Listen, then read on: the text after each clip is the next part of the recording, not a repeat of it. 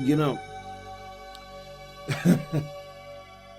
we just had a not controversial episode dealing with things like experimental medical technology and suicide, as well as potentially disabled slash crippled people. And now we have this episode. Can I just say one thing right off the bat? Keep it civil, please. That is all I ask. I don't care if you agree with me. I don't care if you disagree with me. Please keep it civil.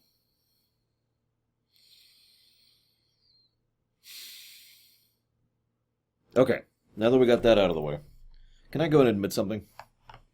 I don't like this episode. I don't. I think it's not a good episode. I frankly think that it is rather lackluster in several key areas.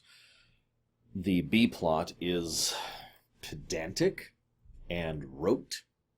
The guest star is weirdly flat in the way she portrays herself, which I find very strange, by the way. I want to talk about that. I'll circle back around to that. Don't let me forget that. The episode just... It's trying to be allegorical, but all it does is kind of mention in distant passing an allegory, which could be taken in several directions, and then it's all of a sudden like, oh, wait, we don't know what to do with this. And so the episode just kind of stops. Like, it's just... I don't know how to explain it. This is not what I would call a good episode now. I said I'd circle back around to this. This episode was written by Jerry Taylor, who actually says she wanted to write this episode. It was something she was really interested in. Okay, point made. And supervised by Rick Berman. Now, I think I've made it clear that I have kind of a mixed opinion on Mr. Berman.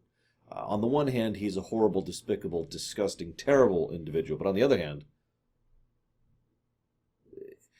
in all seriousness, though, on the other hand, he is directly responsible for a lot of the reasons why we have modern Star Trek, why TNG, DS9, and Voyager were even made, you know.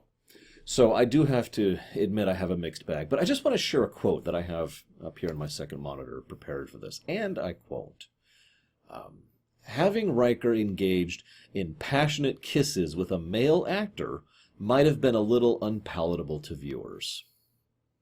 Now that's specific because that has to do, this was designed as an allegory for homosexuality, if it's not incredibly obvious. Although, interestingly enough, this episode has managed to somehow retain relevance thanks to gender identity in the more modern era, which is something that's been kind of a hot-button topic for the last several years now, and with good reason.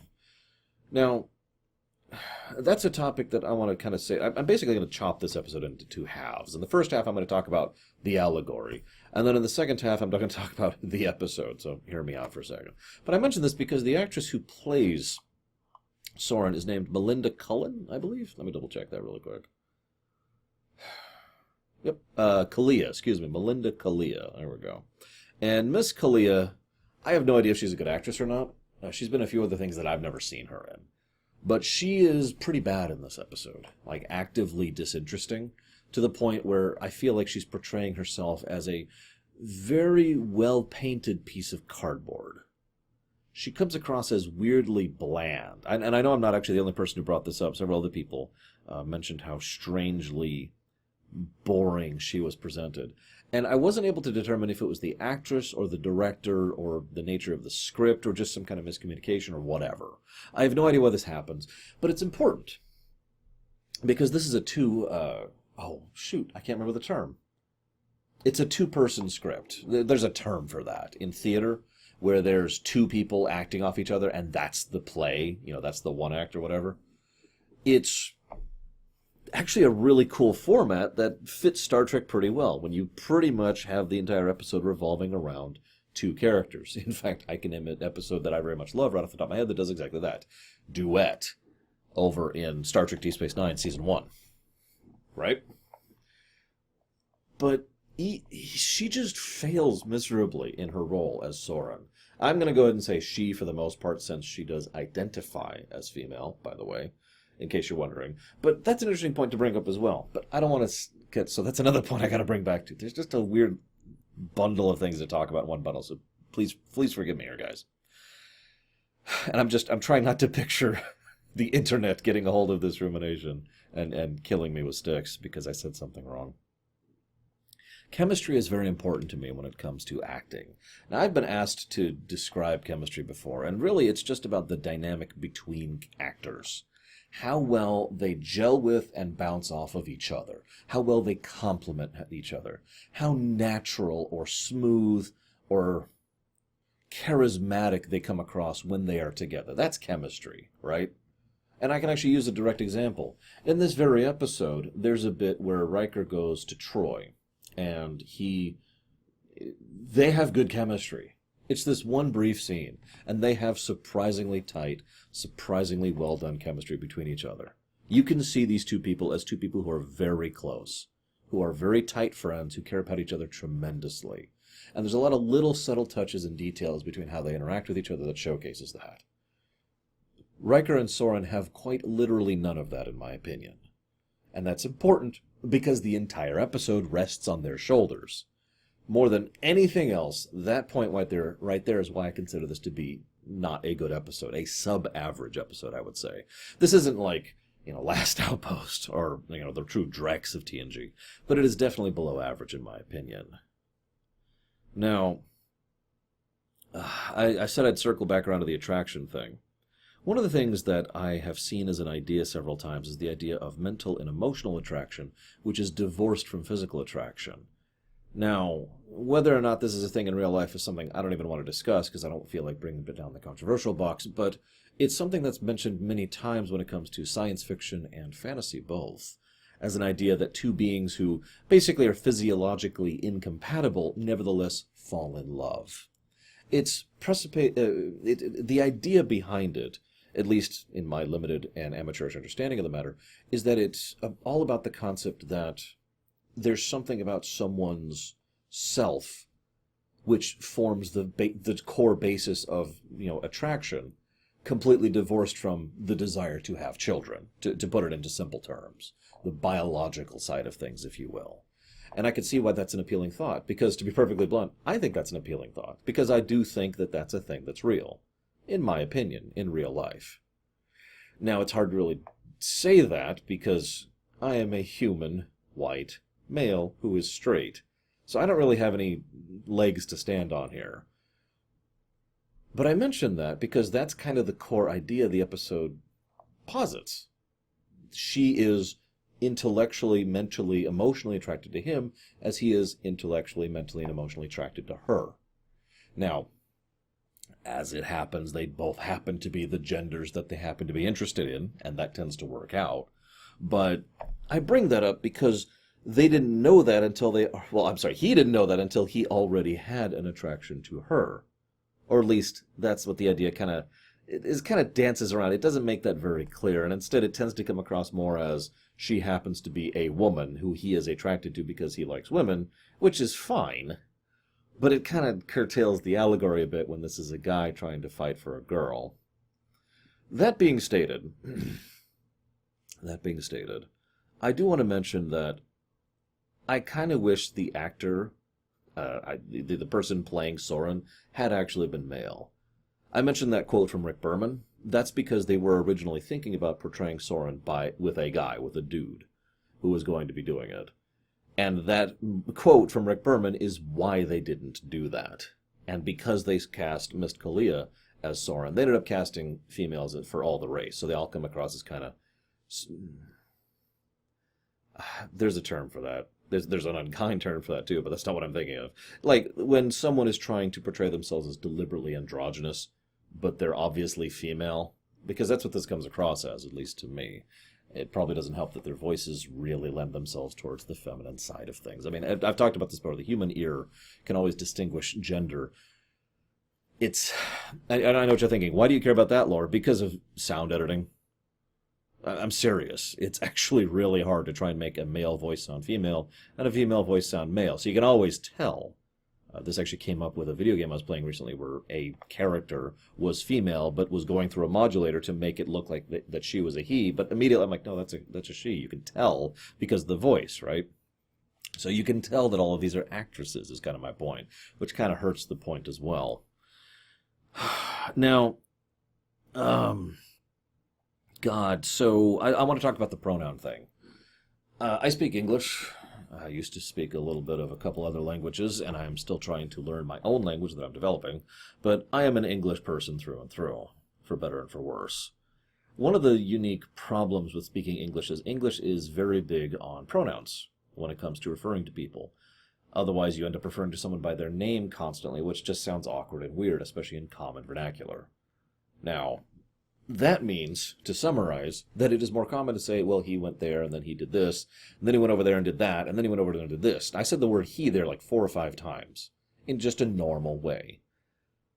But imagine if I'm talking about someone who is not a he or a she, so I can't say he or she.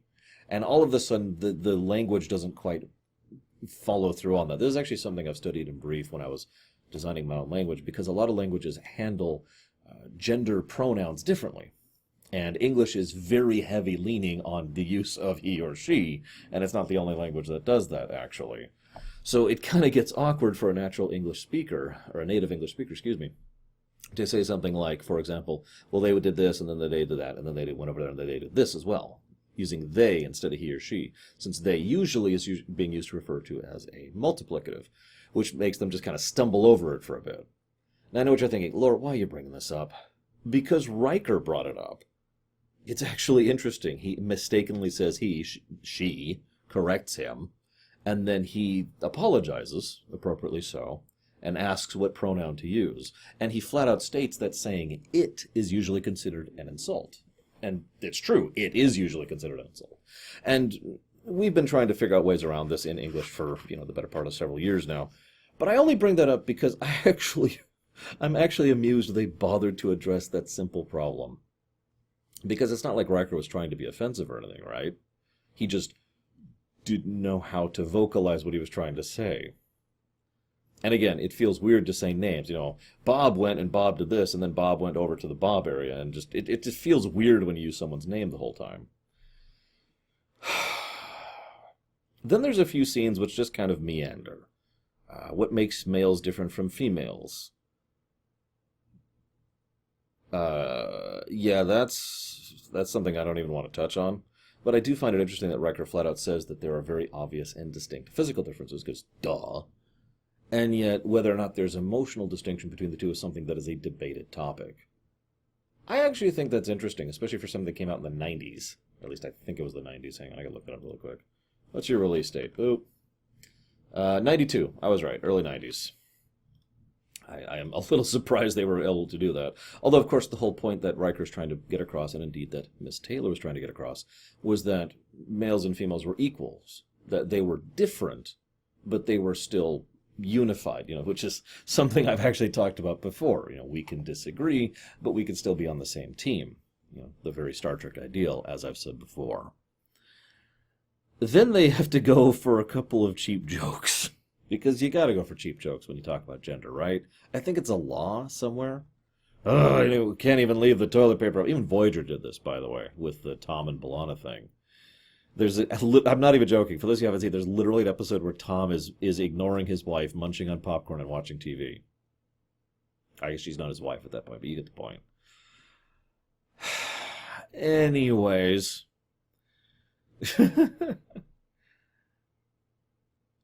I do want to talk about the Klingons briefly here. I'm just dancing around this topic so hard. I may even re-record this if I feel like I'm not doing a good enough job. They talk about the Klingons and how heavily dimorphized they are. Now, there's two. That's obviously done as basically a straw man thing. Worf is supposed to be there to be the typical anti-homosexual person. What I find interesting, though, is he mentions how the women are weak, which is not true in Klingon society. Women are not physically weaker than males in Klingon society. They don't have that particular dimorphism. No, Klingons have cultural dimorphism. Now, obviously, they do have physical dimorphism as well, but my point being, Klingon females are perfectly strong and capable in all sorts of things, as we see many times in this show. No, the real interesting thing is that Klingon females and Klingon males are actually kind of equal. This is something DS9 covers several times. The women control the house, the men control the war, but the women control the support, but the men... Basically, the idea is that, culturally speaking, men and women both fulfill specific roles, which could be considered bad or good, depending on your opinion, but both are considered equal in the fact that both are required. You need the team, otherwise you can't move forward. Most of the time when there's a Klingon who is, sexist towards a woman, Klingon or otherwise, it is portrayed as obviously bad and not normal. And I only feel like pointing that out because if I could be blunt, of all the characters who could have the duh argument, I don't think Worf was the good choice there. Which brings me to the duh argument that I just mentioned. This is the closest to controversial I'm going to come on this episode, and God, I hope I'm not shoving my foot too far into my mouth here. Worf says that the Jedi bother me, and they ask why. He says, they just do. This is going to sound so strange, but that's probably one of the most honest sentences in this entire episode. They bother me. They just do.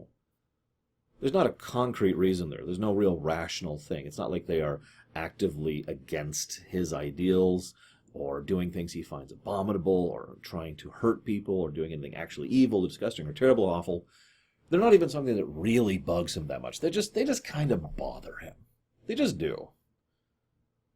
I bring that up because, again, this is intended to be an allegory for homosexuality. And I feel like if a lot of people were willing to accept the fact that one of the bigger reasons why they are bothered by homosexuals is because they bother them, the end, because that's it, because they just bother them, and you can't really put a real finger on it, that we might be a little bit closer to accepting those kind of differences between people. I'm reminded of a South Park, of all things. I'm not going to go fully into it, but the idea is, I've come to believe that there are two layers of tolerance. There's, well, obviously there's nothing wrong with you and I tolerate and accept you, and then there's embracing. You know what I mean? And I think too many people, this is just my opinion, too many people try to leap straight to the embrace step, and I think that causes problems. Because they're either being forced there, and they're not comfortable with it, or others are forced, or they are trying to force themselves into it, and they're not comfortable with it, so they can't cope with it, so they don't, so bad things happen. Now, you could say, well, they should embrace it, and that's an entirely valid perspective.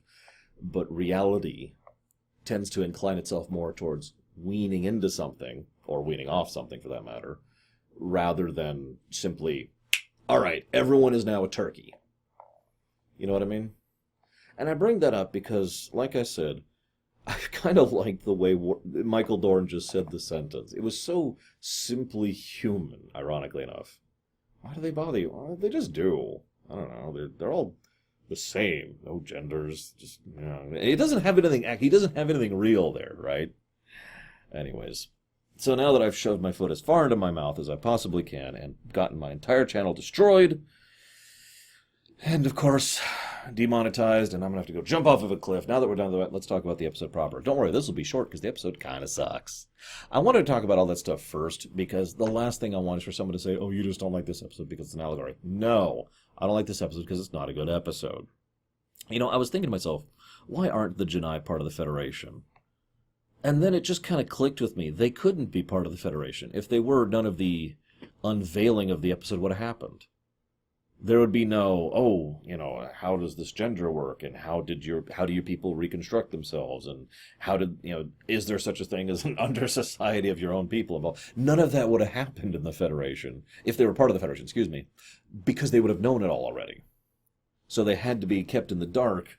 So there's this surprisingly advanced race, which has space flight, and is able to reach out to the Federation and ask for help, that has never been seen before, and funnily enough, will never be seen again. In fact, I don't believe the Jedi have come up in even the comics or the books. I haven't heard about them in anything after this episode. And they're just like, hey, help us with their thing. Okay, yeah, sure, no problem. And I found myself wondering, I wonder what % of people are born with the deformity of having a gender on this world, or being inclined towards a gender. One of the things the episode doesn't actually explain, and I find this to be a bit of a shame, is they never say if there's any physiological differences behind people who have inclination towards male or female. If it's entirely mental, or if there's some biological stuff too. Now, based on how the episode is presented, I think it is entirely mental. I could be wrong about that, but considering they keep talking about the psychotechnic treatments or whatever the hell they are, I'm thinking it's more of a mental thing than anything else. That being said, I want to share something real quick. She shares the story with Riker about the kid who was inclined towards male and who was severely bullied for it. And there's a story where he showed up, bleeding with his clothes shredded. That one hit a little home for me. I know this sounds so stupid, and again, I'm probably shoving the foot right back in there. But believe it or not, I actually had a lot of experience with bullies back when I was a kid. I've talked about this a few times before, and how I kind of had the, 3 strikes, okay, now I'm going to beat the crap out of you policy. Part of the reason I had that was when I was even younger, well, bullies were kind of horrible. I don't know if you're aware of that. I don't know if you're aware that bullying is a terrible thing. Excuse me, hang on. Let me check if this water is still wet. Yep, looks pretty wet. Okay, we're good. But the bullies thing really hit home for me. What hit home even more, though, was her talking about being an outcast, about how she would quietly reach out to others who were like her, and how she had to live in fear of being discovered. Now, what she's referring to is obviously something much worse than anything I've ever gone through. And yet, with the exception of the severity, I've been through exactly what she has been through. That same concept of ostracization, and being a social outcast and slowly reaching out to other people. It wasn't until I reached, honestly, probably just before high school, 8th grade, I think, when I finally became, specifically as a defense mechanism, I became the kid who got along with everybody. Before that, I would just be over in their corner hiding, trying not to screw up too badly, trying not to draw too much attention to myself, but always looking for anyone else who shared any of the same interests at all. And over time, one of the things that really struck with me is that over time I started to realize, to unveil that there were plenty of other kids who had similar interests to me. That's part of how I managed the whole get along with everyone thing. Because when you're interested in everything, believe it or not, you can hold a conversation with basically everyone. But that's neither here nor there. The point here is, I know what it feels like to be that kid huddling in the corner of the schoolroom, bleeding, and with a torn shirt because of bullies. And I know what that's like to think that there's like 3 other people you can talk to and that's it.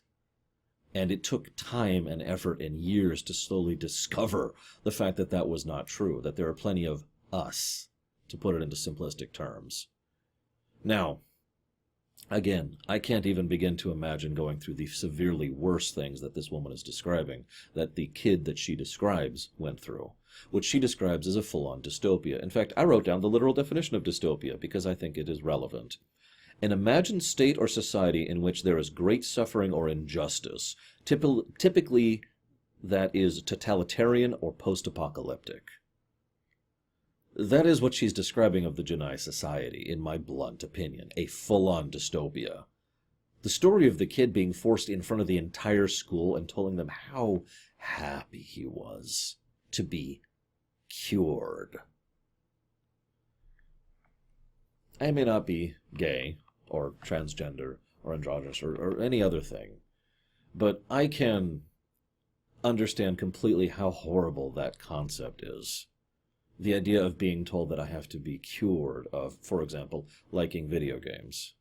And if you think that's a nonsensical notion, then you didn't grow up when I did. I actually know some politicians now who still think that people need to be cured of things like video games.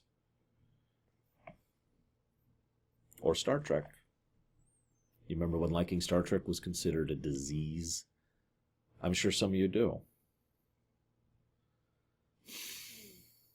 Sorry, I said I was going to leave this topic alone, and here I am right back into it. I guess my point is that up until this point of the episode is basically a little above average, mostly because the message kind of hit home for me. Now, you're probably sitting there thinking, Lord, you haven't described why you really hate the episode yet. Well, then... then we see Geordi's beard. It's nice to see LeVar Burton in a beard. He works it very well. Better than I do, that's for certain. And then the episode just dies.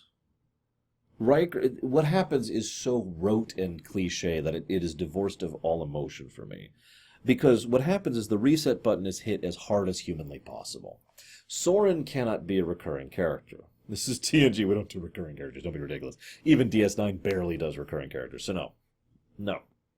What we need to do is we need to eject her. That means the relationship has to end, so that means Riker has to be like, what has to happen is she has to be cured of her deviancy, and as a consequence of these deplorable actions, she is now no longer capable of feeling anything for him. She has been reprogrammed. Yay! And that is basically how she acts, too. Funny story. I would have actually really liked it if the actress had been a lot more emotive and natural, and then the kind of robot thing she's got going on right at the end after reprogramming. That would have been chilling, wouldn't it? Instead, she's just the same she always has been, so it doesn't quite work. Which is another point. So, okay, we've got lack of the chemistry. We've got not particularly good acting on behalf of Soren's actress. We have the reset button being smashed as hard as possible so everything can go back to the status quo. We have the typical, I've got to help her. I can't let you do that according to the regulations. No, but you don't understand. And then we've got the, I'll stand up for you because I'm your brother. Okay, actually, in all seriousness, I kind of like that Worf had his back on that. That's pretty cool. And then we've got the necessary action sequence with the generic music that kind of does this. You know, you can hear it, right? Can't you hear it? Like the generic late Star Trek action music. Da, da, da, da. And then she's been reprogrammed and they just move on. The end.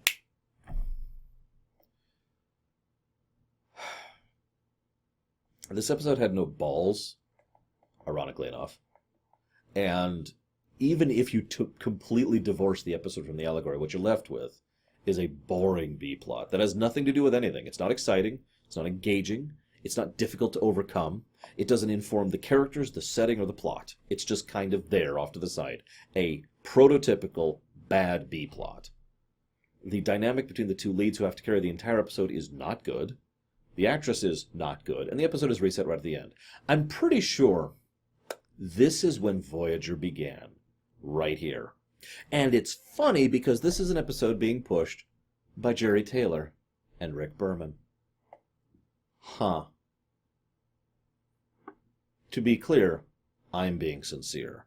I really do think this was the beginning of the problems of Voyager. I defend Voyager. There's quite a bit of Voyager I enjoy, but Voyager Season 1 and 2 is this episode, but worse. I'm going to go and keep this take. Like I said, just be civil. That's all I ask.